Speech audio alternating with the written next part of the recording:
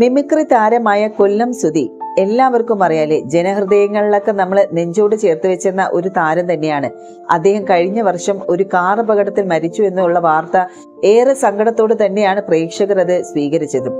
പിന്നീട് ആ ഒരു കുടുംബത്തെ കുറിച്ച് ഓർത്ത് ആളുകൾക്ക് ഭയങ്കര വേവലാതിയൊക്കെ ആയിരുന്നു. കാരണം അവരുടെ അവസ്ഥ അത്രത്തോളം പരിതാപകരമായിരുന്നു. സ്വന്തമായിട്ട് ഒരു വീടോ ഒന്നുമില്ലായിരുന്നു. 2 മക്കളും രേണും, ഇവരൊക്കെ ഇനി എന്ത് ചെയ്യുമെന്നുള്ള ഒരു ആശങ്കയും ഒരു സ്നേഹം തന്നെയായിരുന്നു ആരാധകർക്കുണ്ടായിരുന്നത്. അതുകൊണ്ട് തന്നെ സുധിയുടെ കുടുംബത്തെ സുധി എങ്ങനെയാണ് സ്നേഹിച്ചത്, അതുപോലെ തന്നെ എല്ലാവരും ആ ഒരു കുടുംബത്തെ ഒന്നടങ്കം ചേർത്ത് വെച്ചിരുന്നു. പിന്നീട് ലക്ഷ്മി നക്ഷത്രം വരെ സഹായിക്കുന്ന വീഡിയോസ് ഒക്കെ നമ്മൾ കണ്ടതാണല്ലോ. ലേറ്റസ്റ്റ് ആയിട്ട് പറയുകയാണെങ്കിൽ അവരുടെ ആ നടൻ സുധിയുടെ മണമുള്ള ഒരു പെർഫ്യൂം വരെ ഉണ്ടാക്കി നമ്മുടെ ലക്ഷ്മി നക്ഷത്ര രേണുവിനെ സമ്മാനിച്ചിട്ടുണ്ടായിരുന്നു. അപ്പൊ ആ ഒരു വീഡിയോ ഒക്കെ ഭയങ്കര രീതിയിൽ സോഷ്യൽ മീഡിയയിൽ ചർച്ചാ വിഷയമായതാണ്. രേണുവിനെ വെച്ച് നോക്കുമ്പോൾ ഒരുപാട് പേര് ഒരു ഭാഗത്ത് നിന്ന് സപ്പോർട്ട് ചെയ്യുന്നവരുണ്ട്, എന്നാൽ മറുഭാഗത്ത് വിമർശിക്കുന്നവരുണ്ട്. ഏറ്റവും കൂടുതൽ സൈബർ അറ്റാക്ക് നേരിട്ടുന്നത് ഈ ഒരു രേണു തന്നെയാണെന്ന് പറയാം. കാരണം രേണു ചെയ്യുന്ന പല പ്രവൃത്തികളും അത് ആരാധകർക്ക് ഉൾക്കൊള്ളാനാവാത്തതാണ് എന്നായിരുന്നു അവർക്ക് പറയാനുണ്ടെന്ന്. അതുകൊണ്ടാണ് വിമർശനങ്ങൾ ഏറ്റുവാങ്ങിയത്. ഇപ്പോൾ ഇതാ ലേറ്റസ്റ്റ് ആയിട്ട് നമ്മുടെ രേണു ഒരു വീഡിയോ പോസ്റ്റ് ചെയ്തിട്ടുണ്ടായിരുന്നല്ലോ. ചാന്ത് പൊട്ട് സിനിമയിലെ ഒരു റൊമാൻറ്റിക് ഗാനം, അതിലെ ദിലീപും ഗോപികയും അഭിനയിച്ചെന്ന ആ ഒരു പാട്ട് രംഗത്തിന്റെ റീമേക്ക് ഈ ഒരു വീഡിയോയിൽ നമ്മുടെ ദാസേട്ടൻ കോഴിക്കോടും അതുപോലെ തന്നെ രേണുവും കൂടെ അഭിനയിച്ചിരുന്നു. അതിലെ അഭിനയിച്ചു എന്നതിൽ കുഴപ്പമില്ല, പക്ഷേ അതിലെ സംഭവം എന്ന് പറഞ്ഞാൽ ഇരുവരും ഇഴുകിച്ചേർന്ന് അഭിനയിച്ചതിലാണ് ഇവിടെ വിമർശനങ്ങൾ ഏറ്റവും കൂടുതൽ രേണു വാങ്ങിക്കൂട്ടുന്നത്. ഈ ഒരു രേണുവിനെ സ്നേഹിക്കുന്നവർക്ക് പെട്ടെന്ന് ഇതൊരു ഷോക്കിംഗ് വീഡിയോ പോലെ ആയിപ്പോയി. കാരണം ഒരിക്കലും രേണുവിന് ഇത്തരത്തിലുള്ള ഒരു സീനിൽ അഭിനയിക്കുമെന്ന് അവരും വിചാരിച്ചിരുന്നില്ല.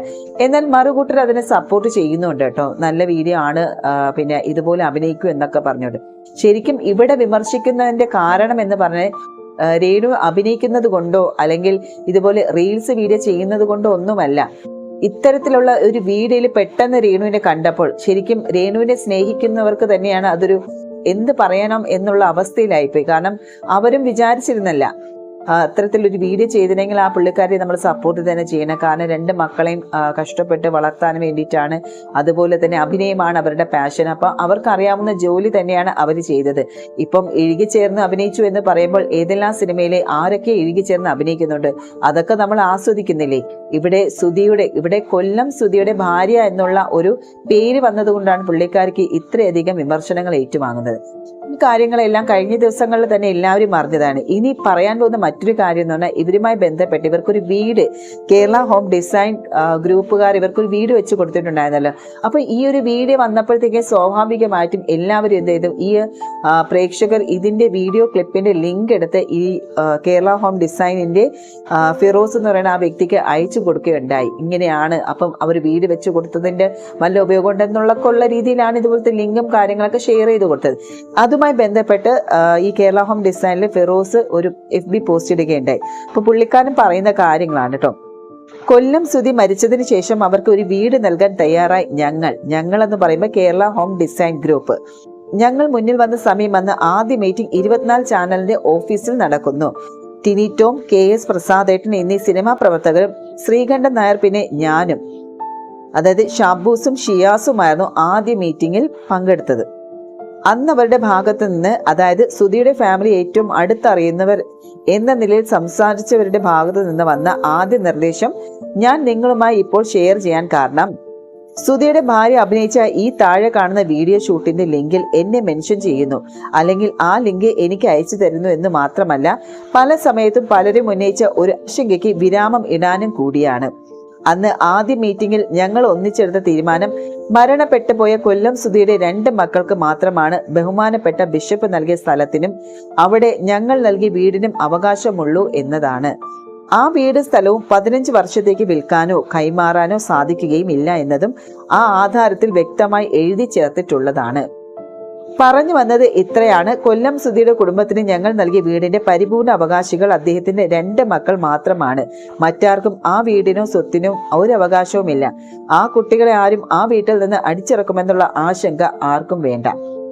നമുക്ക് എല്ലാവർക്കുമുള്ള അതേ ജനാധിപത്യ സ്വാതന്ത്ര്യം കൊല്ലം സുധിയുടെ കുടുംബാംഗങ്ങൾക്കും ഉണ്ടെന്നുള്ള കാര്യവും കൂട്ടിച്ചേർക്കുന്നു.